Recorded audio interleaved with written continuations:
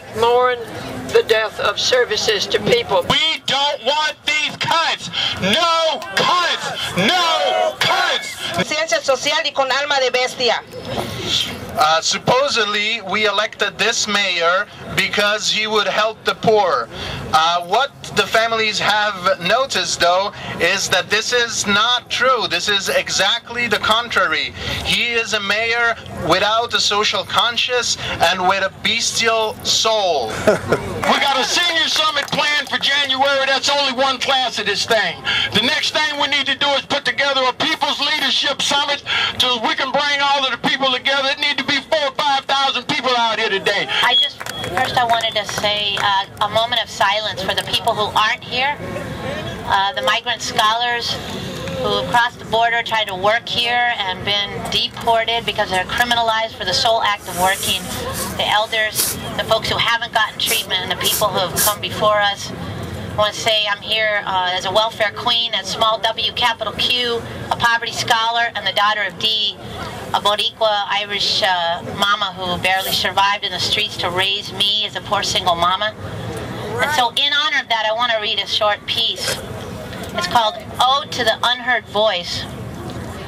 Ode to an unheard voice of an elder who has no more SSI, a child with no mama under which to cry, a migrant worker being incarcerated while working, trying to keep her family alive, a person with no health care, therapy, or help, only waiting to die.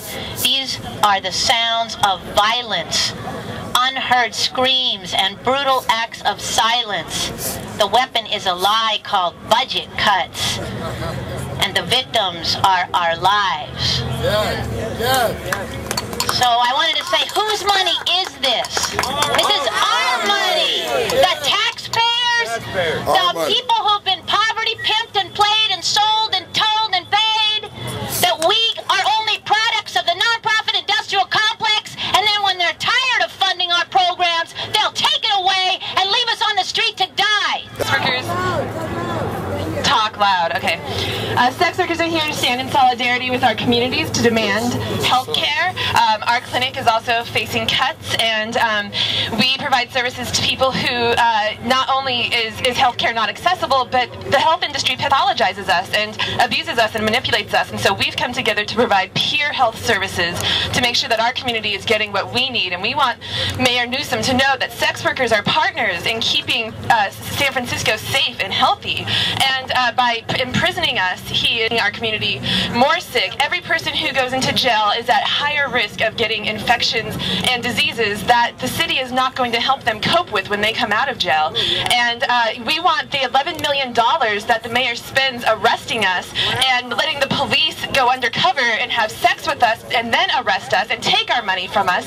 We want that $11 million that they pay the police to sit on the internet and look at naked pictures of us and then come into our apartments and arrest us or go into the streets and harass people who have nowhere else to go. We're tired of it, and we want that $11 million to be going into health care and mental health and affordable housing. I stand here and pledge my support when I get into office in January 8th to make sure that your voices are at the table, that we can have a process that makes sure that we're not just remaking San Francisco for the wealthy, we're not just remaking San Francisco for the newcomers who want to make this a playground, but we're making San Francisco a city that works for all of us.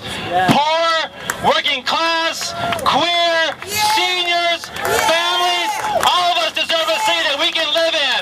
And so I pledge my support for you in the coming budget cycle. So thank you. I look forward to working with you this coming year. We can do it. And that's not a slogan, by the way. That's a conviction.